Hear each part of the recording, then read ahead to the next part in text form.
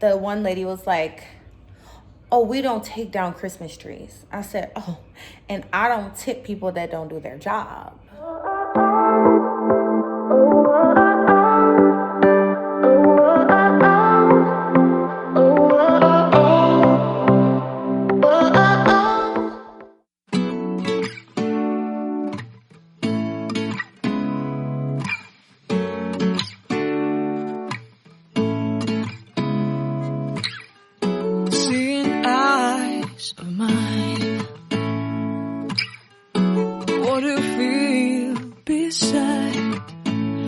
Don't know where we're gonna fly like you did sometimes. Seeing eyes of mine. Okay, you guys, so I just came from the gym, and yes, that is my Christmas tree behind me. So I have put this off long enough. The maid was supposed to do it. Well, first I forgot to ask the maid to do it. Then when I asked them to do it, the one lady was like, oh, we don't take down Christmas trees. I said, oh, and I don't tip people that don't do their job.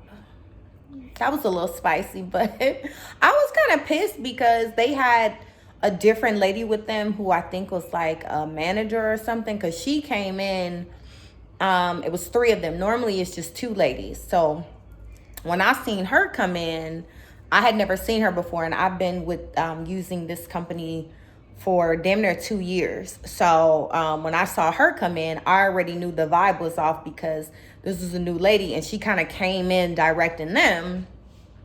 And I usually like have a list of things that I like want them to do before they start. Like, hey, can y'all hit this? Can y'all hit this?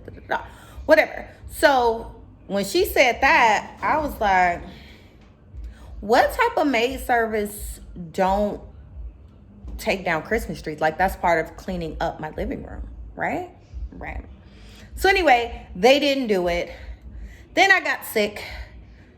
Then I went to the hospital. Now I'm at the hospital and I got to take this tree down. So I might do a sped up version of me taking down this Christmas tree as a continuation in my next vlog. But yeah, you guys, listen, take care of yourself. If there's one thing that I have learned this past week, you have to take care of yourself, your mental health, your physical health, your financial health, right? Your spiritual health, all of these different aspects of your life, you have to take care of yourself, guys. So please, please, please take care of yourself. And all right, I will see you guys in the next one. I am taking it very easy this weekend, but I do have some minor errands that I just have to run. That's just my life, guys. I have errands and I have a store. I have things to do. I can't slow all the way down. I could just slow down just a little bit. So, all right. So I will see you guys in the next one, and you guys take care of yourselves. Don't forget I said that. All right. Bye-bye. All right. Good morning, guys. YKTV. You already know the vibe. Today is Friday, April the 16th. I am, of course, up making my cafe. And I just wanted to quickly come on here real quick before I start getting into some emails for work. But before I do that, we do have a few things to do today, guys. First things first, I'm gonna drink the whole thing. First things first, I need to run a couple errands. I know I need to slow down, but I do have to run a couple errands. I need to go to Best Buy. I need to get this cord for my camera.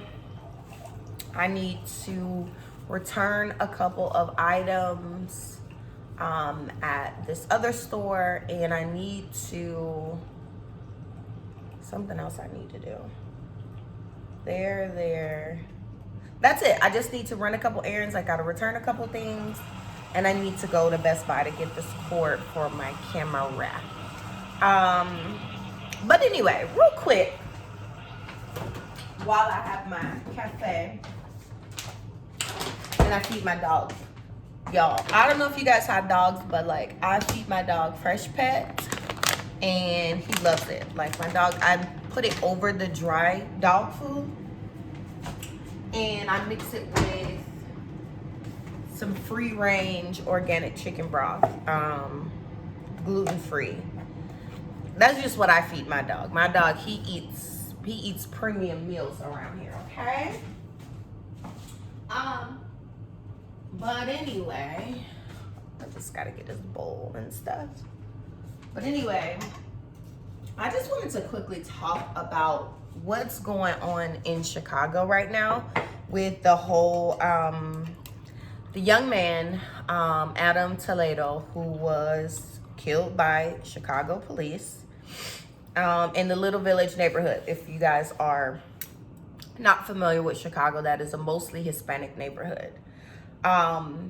And, you know, from what I've seen, I don't know all the facts, but from what I've seen, first of all, he's 13, okay? And he was out with a 21-year-old man at about 2:30 in the morning, and they're on video shooting at a car. They were walking down the street, because this is the thing about this particular case. There are several different camera angles that show like how it led up to the young man being killed. There's several different camera angles. So in the one camera angle, you can see them just walking up the street, right?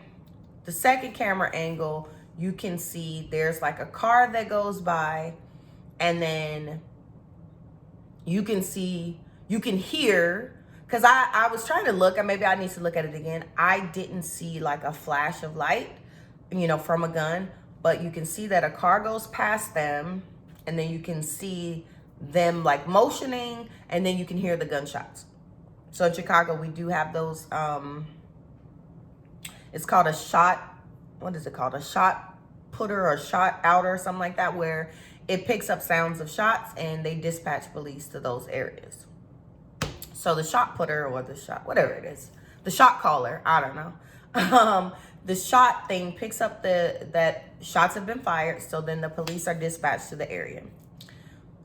Now, I don't know the time from the shots to the police pulling up, but from the video, it happens like this entire thing happens, it seems to have happened in all of like 5 minutes, which is crazy. But it seems to have happened in like maybe 5 minutes so the young man, and I always push it back so you guys can see me. So it seems to happen where, so they fire the shots, the police pull up. All of this happens very quickly. So when the police pull up, as soon as he gets out of the car, he goes on a foot chase with the young man down this alley. And within seconds of the young man actually stopping, the young man, again, in seconds, he stops. He looks like he throws the gun and puts his hands up. Like this looks like one motion. I want to say that. He's running because the gun is in his right hand. He's running. He gets to an opening in the gate and he throws the gun and puts his hands up and turns. And as soon as he turns, the police officer shoots him. Literally one swift motion, shot like that. I think they counted it and it was like 0.3 seconds or something. Like it literally is so instant. And I think that's what a lot of people are having a problem with, is that he was told to stop. He stopped. He was told to put his hands in the air. He put his hands in the air. And then he was shot. So they're saying he complied, but he was killed. Okay, because I have to take a step back, because this is a very interesting like set of events where in this particular case, I can honestly see both sides. Like sometimes when we are getting shot and killed in the street, it's usually not very cut and dry. Usually, hold on, I gotta text message. Usually it's not that cut and dry. Usually it's we're not resisting and they shoot us. We are resisting and they shoot us. We are complying and they're killing us, George Floyd, right? So with us, it's usually not that cut and dry. It's usually not open and shut. Like, oh, he did this and he deserved to get shot. It's always, there was something else that could have been done. So anyway, long story short, from the police side, I can see that in a split second, he knew that the boy was running with a gun. And the boy indeed did turn around like this. But he didn't know that the boy had thrown the gun. All he saw was the boy's running with the gun and he turns around. I'm assuming this is what's going on in the officer's mind. Because he knew, he's yelling at the boy, put it down, put the gun down, drop it, drop it. So he knows that the boy is running with the gun. And again, this is one fell swoop motion, right? It happens so quick. So from the police officer's perspective, I can see that. And one thing, the reason why I can see from the police officer's perspective is one thing that I watched like an old police commander on the TV say on CNN yesterday. He said, in this particular case, the officer didn't have any cover. He wasn't like behind a car. He wasn't, on the side of a building. He literally was just like space and opportunity between him and the young man. So he had to make a quick decision. And after the fact, like as soon as it happened, the officer is crying, the officer is upset. They render aid to the young man. They get the young man help. So to me, that doesn't show that the police officer was malicious. Now, police training, you should be able to make better split decisions. I will say that. You should be able to make a better split decision. Like, even if you didn't see the gun, I think there still should have been more than like the 0.3 milliseconds or whatever it was before you shot him. Like, okay, you told him put his hands up. You have to see the gun first before you shoot him, because the boy didn't have the gun in his hand. So I think in that split second, and it literally was a split second, the police officer who was trained should have given just another second. Literally, if he had just waited another second, he would have realized that the young man did not have the gun physically in his hand. So he's wrong for that. He's wrong. He's 100% wrong for that. You're the police officer. You're the trained professional that is trained to operate in high, intense situations, life or death situations. That's your job. So you have to be able to make better split second decisions. He did not. So he's wrong on that. And I see his perspective from that, from the young man's perspective. And, rest in peace to that young man. He was 13. Not even a young man. That's a boy. Not even a young man. That is a boy. That is an adolescent, damn near preteen boy, because he's 13. From his perspective, his parents, I'm going to just be raw and honest, his parents failed him. His parents absolutely failed him. And his parents failed him because why is your 13-year-old son outside at 2:30 in the morning hanging around a grown man, because the other man, that his accomplice was like 21, with a gun shooting at people? Like, the parents failed him in this case. And let me say this. I say this all the time, even when it's us. Why was this young man doing this? Why was this? Where was his mom? Where was his dad?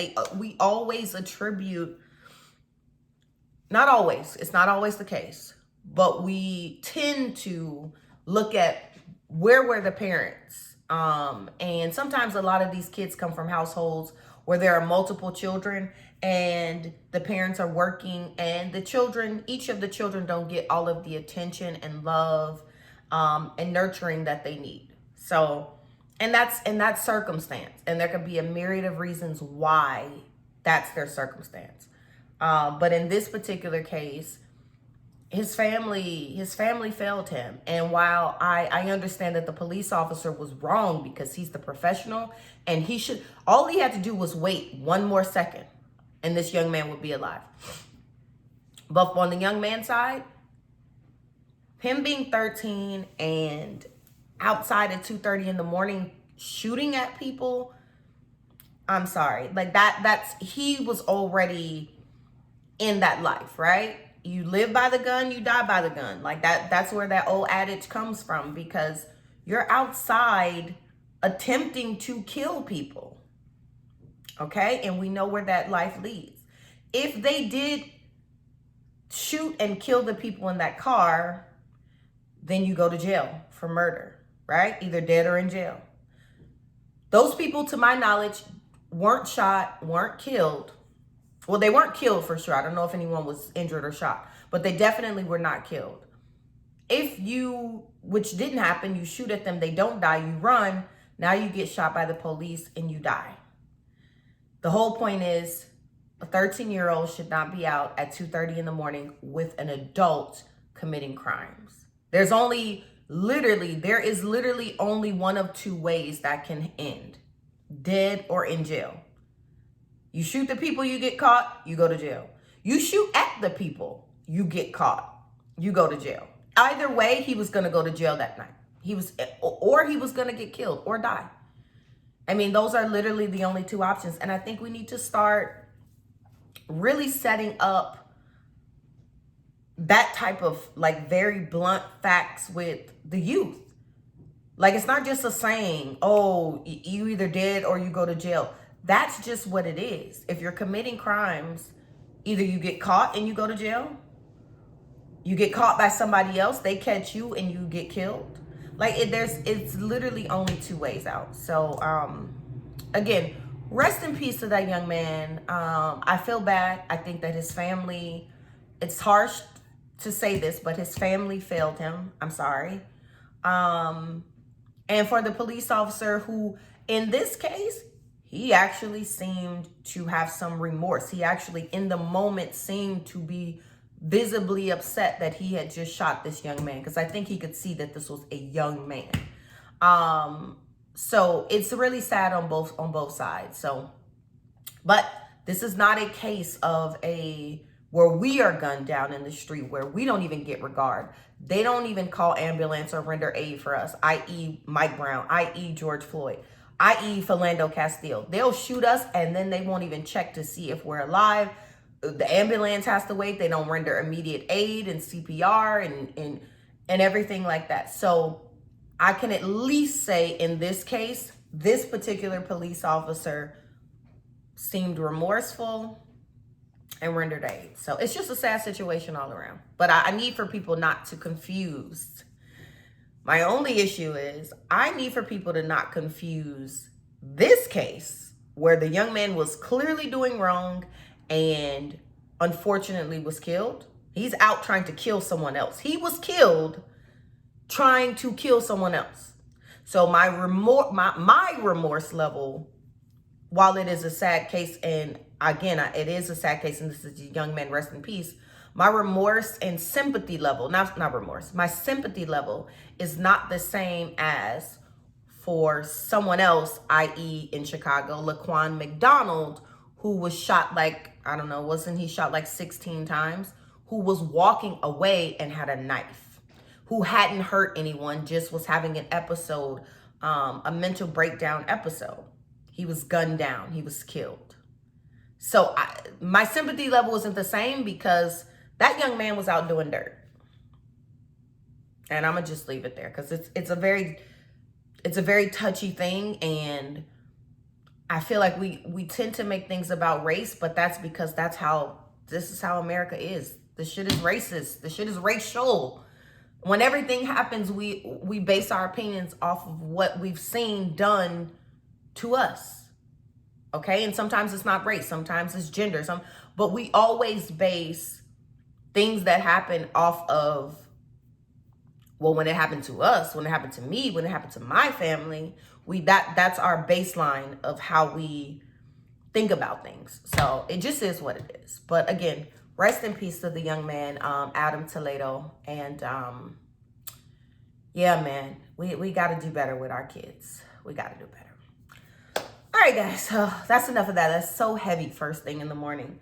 So let me get back to my coffee. Let me get back to my emails.